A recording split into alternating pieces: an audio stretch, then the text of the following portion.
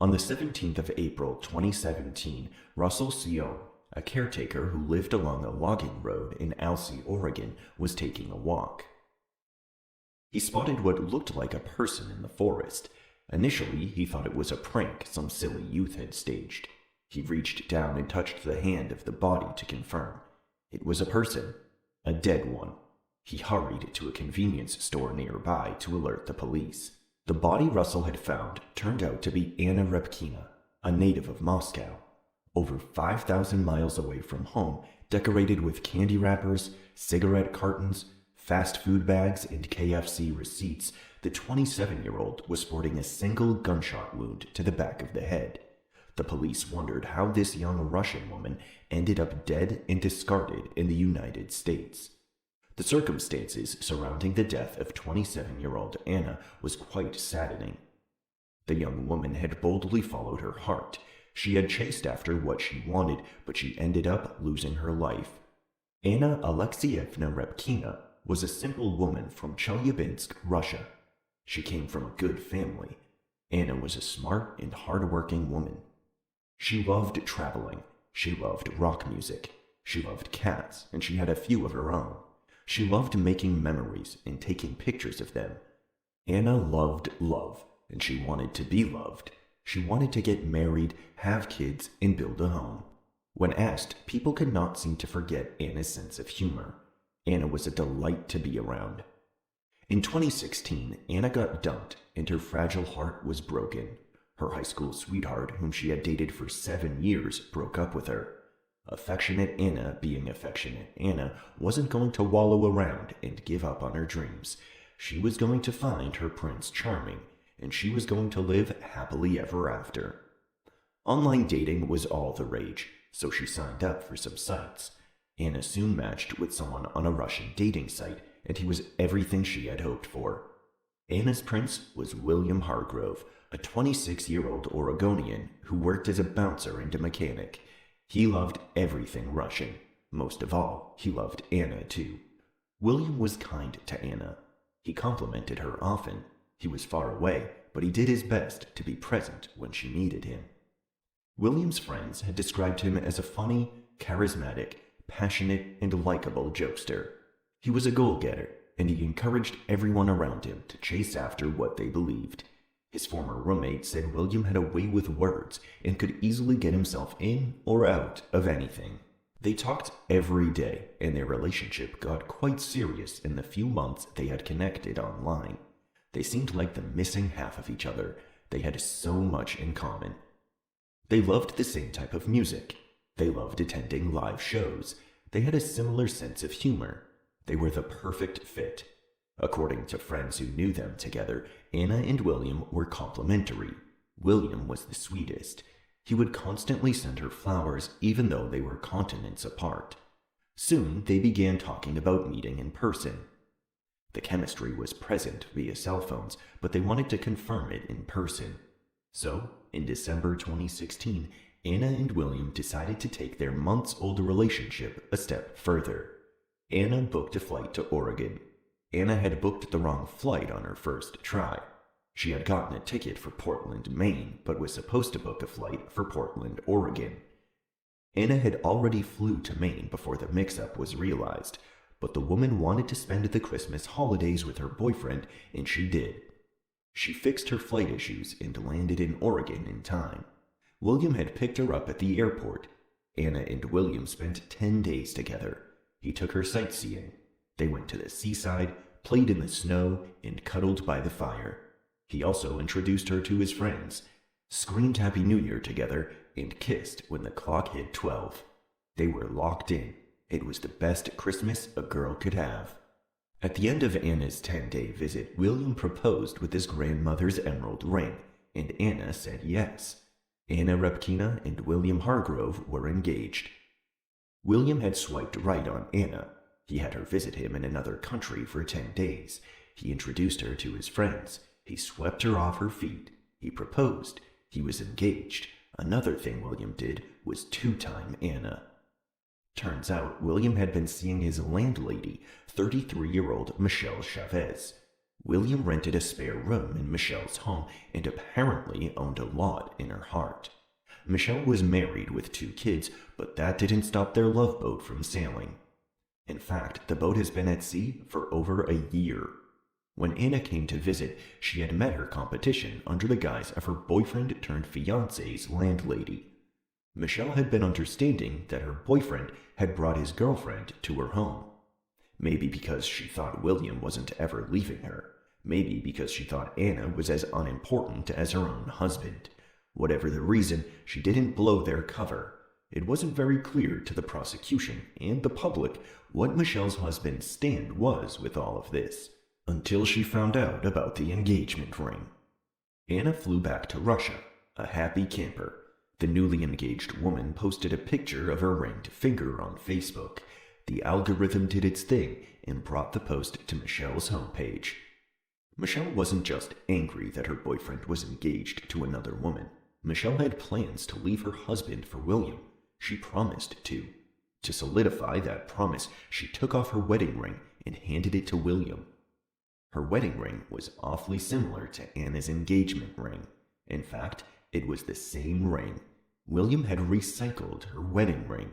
Michelle expressed her anger to her boyfriend, and he assured and reassured her.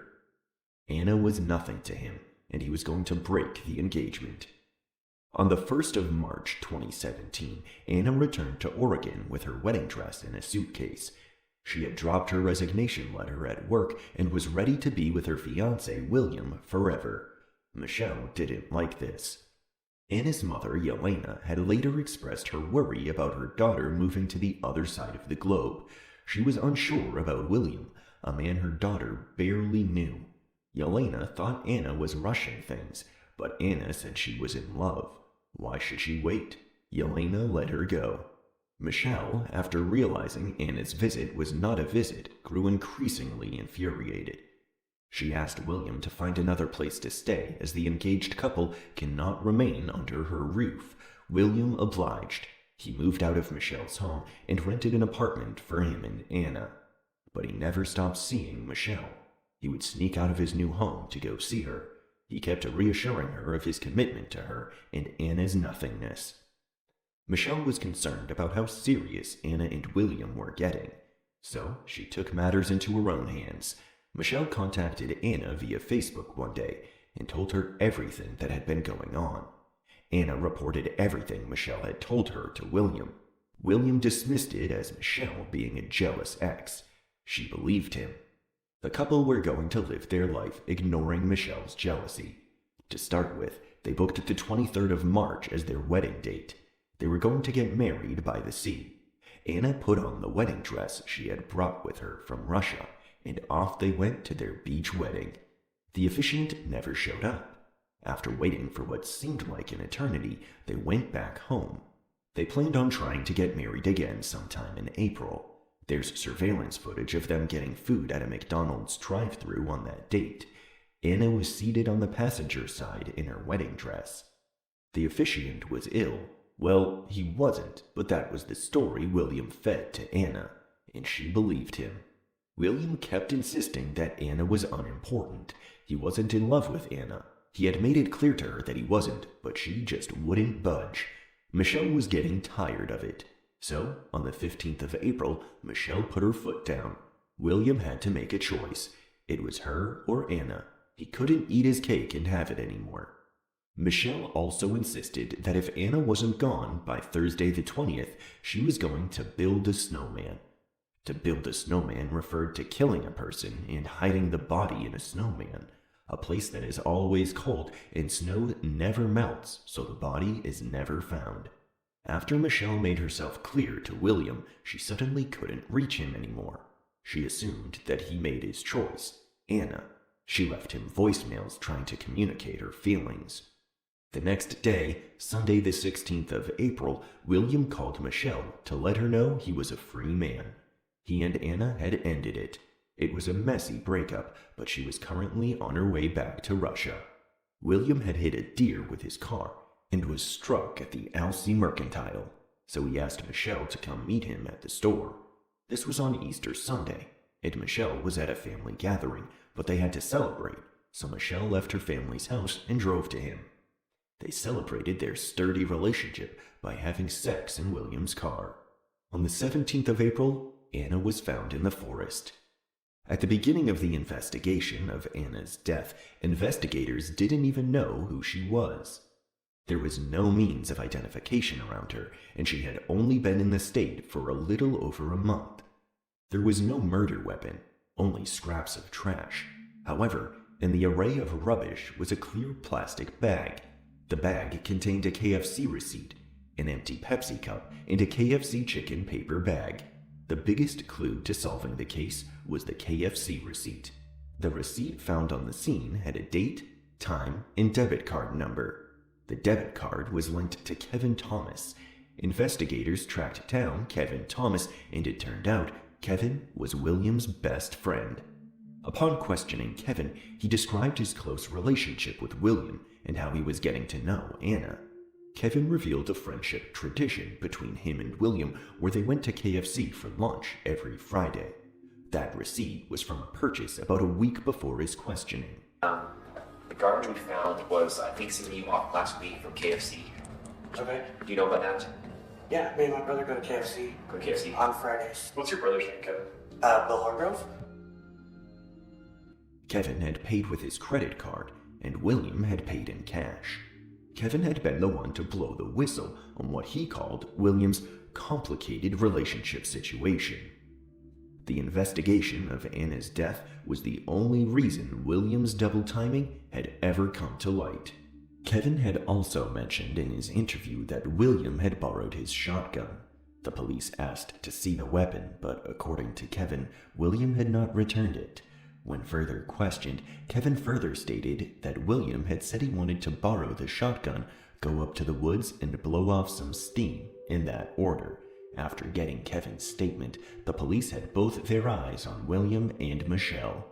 From the day Anna died, Will had begun to act out of character and not to mention suspicious. Mr. William Hargrove took money out of his late fiance's bank account. The bereaved had paid off his close-to-cancellation cash insurance. He was also caught on surveillance cameras in stores where he had gone in to buy cigars and Star Wars Legos. He had even told his best friend Kevin that he was spending money he shouldn't to make himself feel better. He added a little more weight to the strange scale. William started researching time travel. He was texting strangers on social media platforms like WhatsApp on how to time travel. He had even offered his soul in exchange for the opportunity to go back in time. When further questioned by these time travel gurus, William said he wanted to return to April 16th. He said his best friend had made a mistake and he wanted to go back to block the situation. And on the 16th, William was caught crying in the arms of a store employee.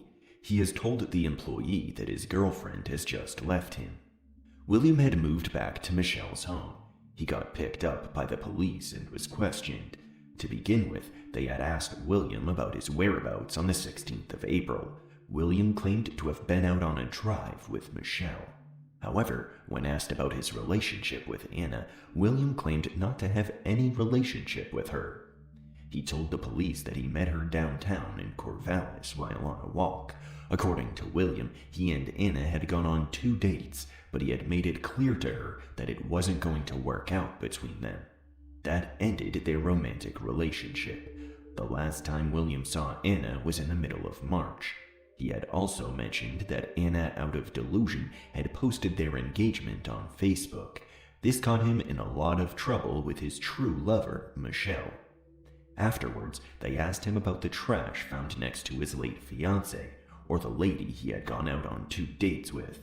William admitted to tossing trash out of his car window, but he claimed to have disposed of his KFC trash in a trash can in the Alsea General Store. The distance between the Alsea General Store and the logging road was about 40 miles. The investigators were not buying his story. Lieutenant Chris Duffett, one of the investigators in the room trying to apply pressure, immediately told William that his trash had been found in another location next to a murder victim. William initially acted surprised and heartbroken by this revelation. He couldn't believe he was being questioned about murder. The next minute, he requested a lawyer. William Hargrove was arrested for the murder of his fiancée, Anna Repkina, on the 19th of April, 2 days after her body was found. After William's arrest, Michelle was also picked up for questioning. When asked about her whereabouts on the 16th of April, Michelle, as rehearsed, said she and William had spent the day together. William had picked her up at her mother's house, and they had gone on a drive or something. After some time passed, she changed her story. She admitted that she had previously lied. Her new story was that she and William were supposed to be together. He was supposed to call her, then come pick her up, but he never called nor showed up. Later on in her questioning, the police revealed that her boyfriend of a year and a half was presently in their custody for murder. Michelle's response was okay. The skeptical investigator pointed this oddness out, and her emotions found their way out. She whimpered and blamed her former reaction on numbness from shock. William Hargrove was being indicted for murder, identity theft, and 2 counts of theft in June 2018, and the trial began in October 2019. The prosecution wanted the entire book thrown at William for every charge, but the defense wanted the book flipped. They maintained that William was innocent, and Melissa, the burnt lover, was the real culprit. The prosecution's argument was strong and backed with evidence, and points at his motive and guilt.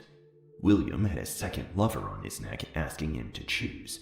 There was proof of William and Anna driving that Alston together. William's cell phone pinged at 4:30 p.m. along the logging road on the day Anna was killed. The shotgun Anna had been executed with was found in his car, and his fingerprints were the only ones on the weapon.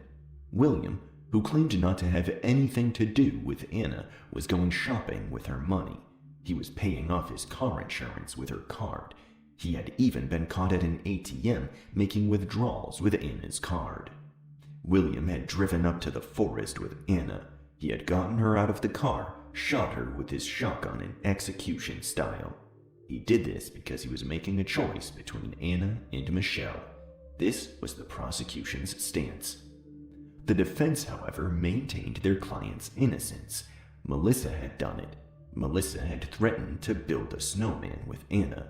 Melissa's cell phone had been caught along the logging road a few weeks before Anna was killed. She had to have gone to scout the environment. Also, upon searching Melissa's house, Anna's cell phone was found with her. Melissa was not charged with any crimes, and she took to the witness stand as a witness for the prosecution. Melissa testified about how she had met William, as well as the dynamics of their relationship. She worked as a late-night cab driver, and her husband was an instructor in the Oregon State University. Their marriage was loveless. One night, she met William at the bar where he worked. He had sparked her interest. With her husband's permission, she began a relationship with William, and they only knitted closer as time went by. They grew so close that he rented a room in her house just to be even closer. William and Melissa's relationship, like her marriage, was open. So when Anna first came into the picture, she couldn't be bothered. However, by her second visit, which looked like it was going to be permanent, Melissa couldn't take it, especially with seeing her own wedding ring on Anna's finger. She had indeed given him an ultimatum, but she had no hand in William hurting Anna. She said she never meant for Anna to get hurt, or worse, lose her life. Melissa went on to clear herself of the defense's allegations. The building a snowman threat was a joke. It may have been a bit extreme, but it was a family joke. Her cell phone was rightly caught in the forest, but William had driven her there. She had no idea why he did so or what he was planning. Lastly, William had given her Anna's cell phone the day before he was called in for questioning. He was her man, so naturally she held on to it for him.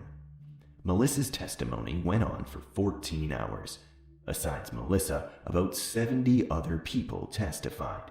This included Anna's mother, William's best friend and roommate, some members of Melissa's family, and so on. Melissa truly did face a lot of scrutiny with the case, especially in her hometown in Oregon. She was picked on and torn apart by the natives. At a point, she had even attempted suicide, but it was unsuccessful. The prosecutor did commend Melissa's effort to try to do the right thing. The prosecutor called Melissa's act tough, super tough. After about a month of showing up in court, the judge asked the jury for a verdict. The deliberation took less than 3 hours. Regardless of the defense's efforts, Anna's death couldn't be pinned on Michelle. Nothing tied her to the scene, unlike William. There was no forensic evidence of her at the scene or on the weapon. Michelle had truly been celebrating Easter at her mother's house, and there were several witnesses to corroborate her story. William maintained his not guilty plea, but in light of strong impenetrable evidence, William Hargrove was found guilty of every charge and was sentenced to life in prison with the possibility of parole in 25 years.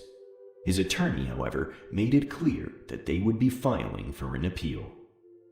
The jurors of Anna's case were reported to have formed a strong and unique bond in the little time of the case trial. After the trial, the ladies and gentlemen of the jury erected a cross on the logging trail where Anna was killed and found, in memory of her. Anna would be remembered as a young, brave woman who left her home in Russia with the hopes of building one in the United States. Anna loved, and she put herself out there to be loved. She was loved alive, and she is loved after. The prosecutor in charge of her case, Amy Matsuko, said,